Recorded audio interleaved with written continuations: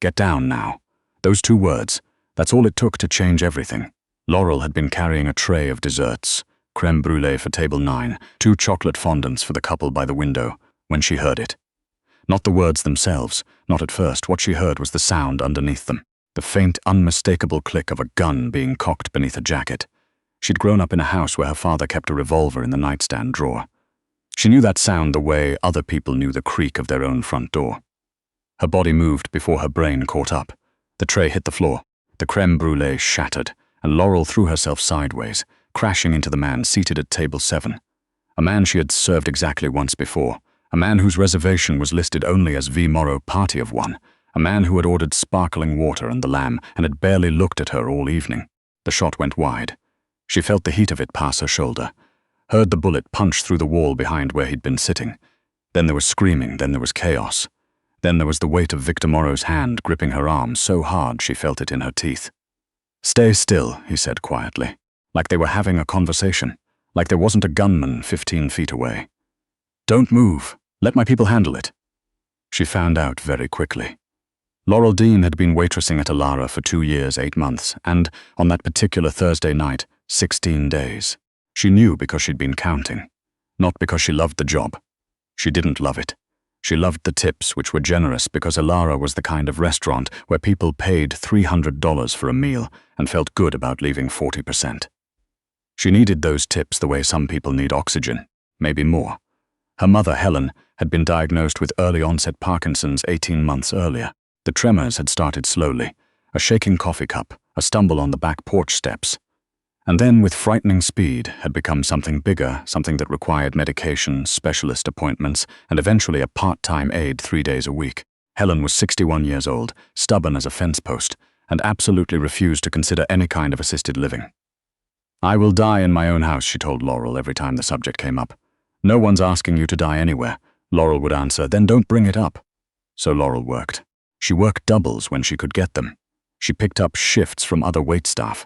She kept a spreadsheet on her phone, tracking every dollar coming in and every dollar going out, and she checked it the way some people check social media, obsessively, at odd hours, usually with a feeling of quiet dread. The night of the shooting, she'd been on hour 9 of a 10-hour shift. She was tired. Her feet hurt. She had just refilled the bread basket for table 4 for the 3rd time, and was mentally calculating whether she'd make rent that month without touching the emergency fund she'd been building for her mother. Then she heard the click. The gunman was apprehended before the screaming had fully died down. 2 men in dark suits. Men Laurel had assumed were just other diners, moved so fast and so quietly that it seemed almost choreographed. The restaurant cleared in under 4 minutes. The police arrived in 7. Laurel sat on the floor behind the host stand, her back against the wall, still in her apron. Someone had handed her a glass of water that she didn't remember taking. There was a small cut on her left palm from the broken ramekin, and she was pressing a folded napkin against it and trying to remember how to breathe at a normal speed. Victor Morrow crouched down beside her. She looked at him properly for the first time. He was somewhere in his mid-40s, dark-haired, going silver at the temples, with the kind of face that had probably been conventionally handsome once and had since become something more interesting. There were lines around his eyes, a scar along the left side of his jaw that he hadn't tried to hide. He was looking at her the way you look at someone you're genuinely trying to understand. "Are you hurt?" he asked. "My hand." She held it up, just a cut, from the dish. He looked at it for a moment, then back at her face. "You know what that sound was," he said. "It wasn't a question. Yes, most people don't. My father had knowing that sound." He was quiet for a moment, then, "Why did you move?" "You could have dropped. Hit the floor. That would have been the smart thing."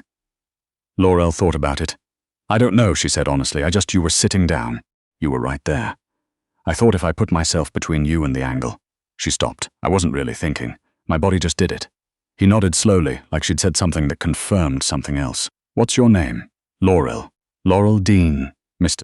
Morrow," said one of the suited men, appearing at his elbow. Victor Morrow stood. He looked down at Laurel one more time. "Someone will be in touch, Miss Dean," he said. "Tonight, make sure someone is with you. Don't go home alone." Then he was gone. The police took her statement. Her manager, Gil, kept apologizing to her like it was somehow his fault, which she found exhausting. She called her best friend, Dana, who came and sat with her in the parking lot for an hour and let Laurel cry without making it weird. She did not go home alone. She had no idea what "someone will be in touch" meant. She found out the next morning. His name was Mr. Caldwell, though the business card he handed her read only Caldwell, Strategic Security Consulting, and he appeared at her apartment door at 8:45 on a Friday morning, which was far too early for any kind of civilized conversation. Laurel opened the door in sweatpants with a coffee mug in her hand and stared at him. He was somewhere around 50, compact and serious-looking, with the bearing of someone who'd spent a significant portion of his life in the military. He wore a grey suit. "Mrs. Dean," he said, "my employer would like to speak with you at your earliest convenience." "Your employer," she said. "Mr. Morrow." She took a sip of coffee. "Is this the part where I find out he's actually dangerous?" Mr. Caldwell considered the question with the gravity it apparently deserved. "He is a man with significant business interests and, consequently, significant adversaries. He is not a danger to you. He owes you a debt, and he takes that seriously." "What kind of business interests?" "The kind that are best discussed with him directly." She looked at the business card. She looked at Mr. Caldwell's face. She thought about her mother's medication costs and the spreadsheet on her phone. "Fine," she said. "Let me put on actual pants." Victor Morrow's office building was in the financial district. Glass and steel, the kind of lobby that made you feel underdressed no matter what you were wearing. She was underdressed. She'd put on her nicest blouse and the dark jeans she wore for interviews, but the woman at the reception desk was in a tailored blazer that probably cost more than Laurel's monthly rent, and the comparison was not subtle. She was brought to the top floor. There was a conference room with floor-to-ceiling windows and a city view that she would have found staggering under any other circumstances. Victor Morrow was already there. He stood when she came in, which she hadn't expected. "Mrs. Dean," he said. "Thank you for coming, Laurel," she said. "You can call me Laurel." He gestured for her to sit. Mr. Caldwell stationed himself by the door like a piece of furniture that happened to be watching the room. "I'll be direct with you," Victor said, sitting across from her. "I have enemies, you already know that. What you may not know is the extent to which those enemies are willing to go, and the collateral damage they're comfortable causing." "The man last night," she said. "Who was he? A contractor, hired by a competing faction. I'll spare you the specifics, but they've been escalating. Last night was the clearest signal yet." He paused. "What concerns me now is you. You intervened in an assassination attempt. Your face was in that restaurant. The people who hired that contractor know what you look like. They may or may not know your name yet, but that gap will close." Laurel set down her coffee cup very carefully. "What are you telling me?" "I'm telling you that until this situation is resolved, you are at some level of risk. I'm telling you that I take responsibility for that, because you're only in this situation because of me." He watched her steadily. "I'm also telling you that I'd like to help, if you'll let me." She was quiet for a moment. Outside the window, the city moved the way it always did. Indifferent, continuous, unbothered. "My mother," she said. "Excuse me? I live alone, but my mother lives 20 minutes from me. She has Parkinson's. She has an aide 3 days a week, but otherwise she's on her own." She looked at him. "If someone wanted to find a way to get to me, she would be a vulnerability," he said. "Yes." He didn't hesitate. "Where does she live?" Laurel told him. Within 40 minutes, there were 2 members of Mr. Caldwell's team stationed at her mother's house. Helen Dean was not easy about any of it. Laurel drove there herself that afternoon to explain, and she sat at her mother's kitchen table. The same table where she'd done homework as a child, where they'd eaten every Christmas dinner, where her mother still did the crossword puzzle every morning with a cup of tea, and she tried to explain the situation in a way that was honest without being terrifying. She didn't entirely succeed. "Men with guns," her mother said flatly. "You want me to have men with guns in my house?" "Outside your house, Mom. On the street. What's the difference?" "A significant structural one." Helen looked at the 2 men visible through the front window, professional, unobtrusive, standing by a dark sedan, and then looked back at Laurel with the expression she'd worn for most of Laurel's life, which was a specific blend of exasperation and fierce, immovable love. "Are you safe?" she asked. "Yes. Are you telling me the truth?" Laurel took her mother's hand across the table. The hand that trembled now, the hand that had braided her hair and held her through fevers and waved goodbye from this very driveway. "I'm telling you the truth," she said. "I'm going to be fine. I just need a few days, maybe a week." Helen was quiet for a long time. Then she said, "That man you saved, is he a good man?" "I don't know yet," Laurel said honestly. "But he's trying to do the right thing. That's something."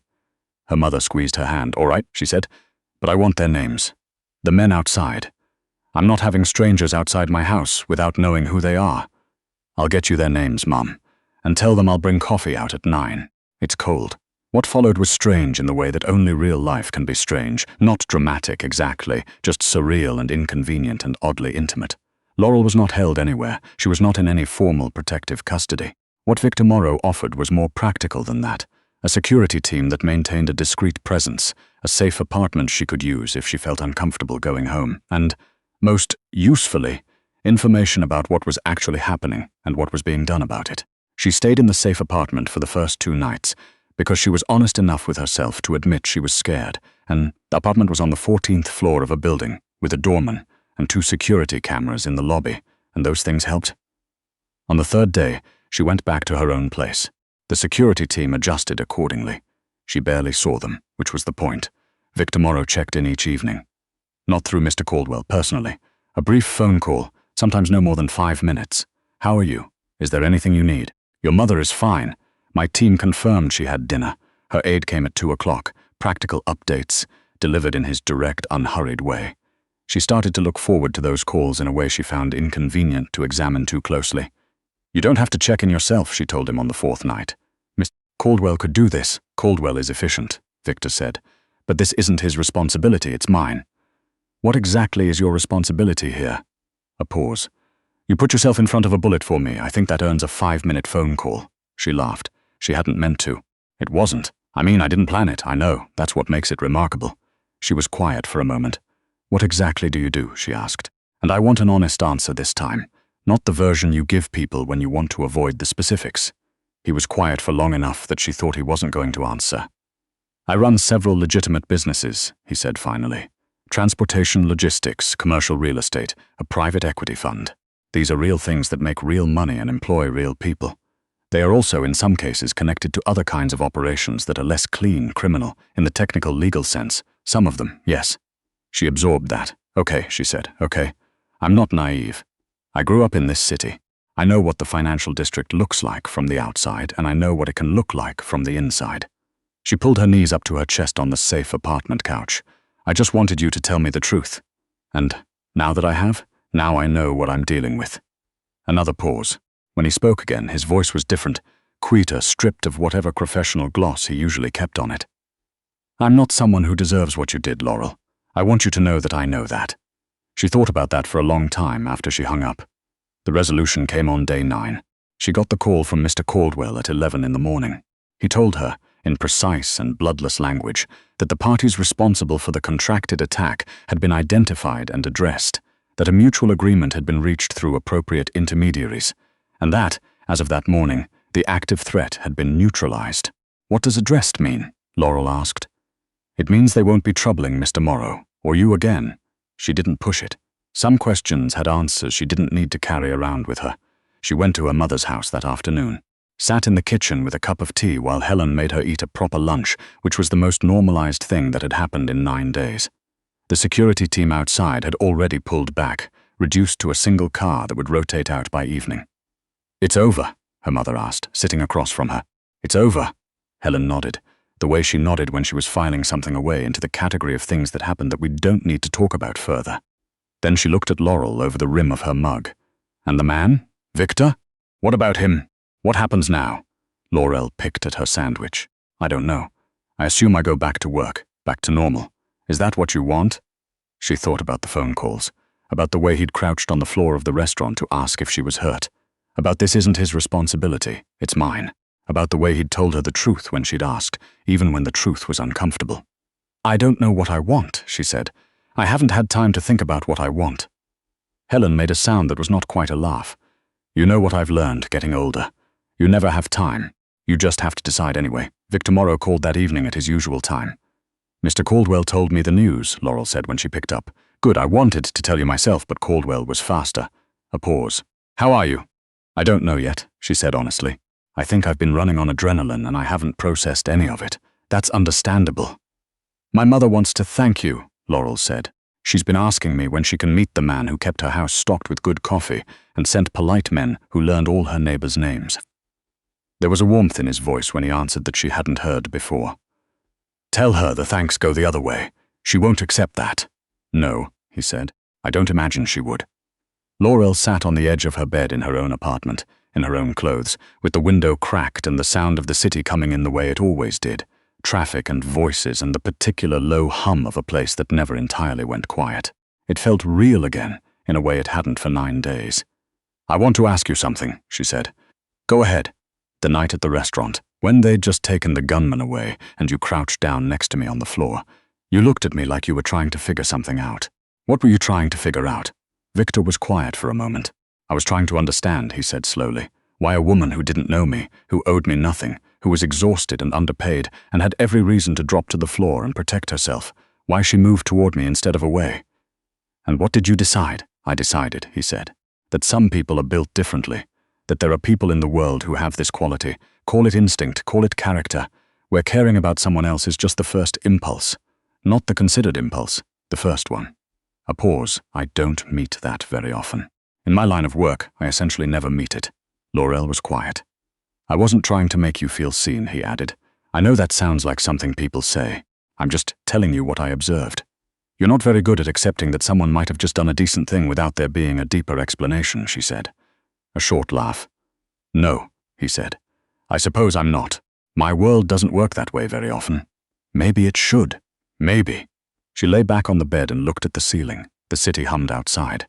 Her mother was safe, 20 minutes away, eating dinner and doing the crossword and being stubbornly, magnificently herself. The spreadsheet on Laurel's phone was no less terrifying than it had been 2 weeks ago, but she was still here, and she was still going to figure it out the way she always did. "I'm going back to work Monday," she said. "In case you were wondering, I wasn't going to ask. I know. That's why I'm telling you." Another pause. "Laurel." His voice was careful in the way it got when he was going to say something that mattered. "I'd like to help with your mother's medical costs. Not as a transaction, not as payment for what you did.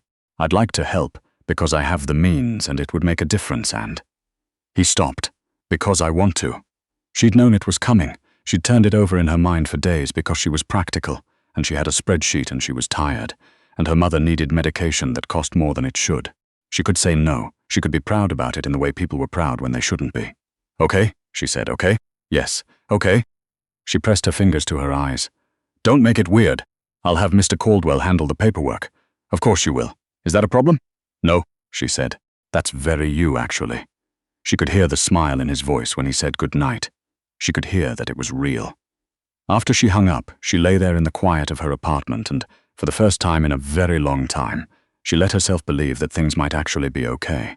Not solved. Her life had too many edges still, too many sharp things she hadn't smoothed yet. But okay. Moving in the direction of okay, she thought about what her mother had said. You never have time. You just have to decide anyway. She didn't know what she was deciding exactly. Not yet. But she'd heard a click in a crowded restaurant and moved toward the danger instead of away from it, and that had turned out to be, against every reasonable expectation, the right call. Maybe the next decision would be the same way. She'd figure it out when she got there.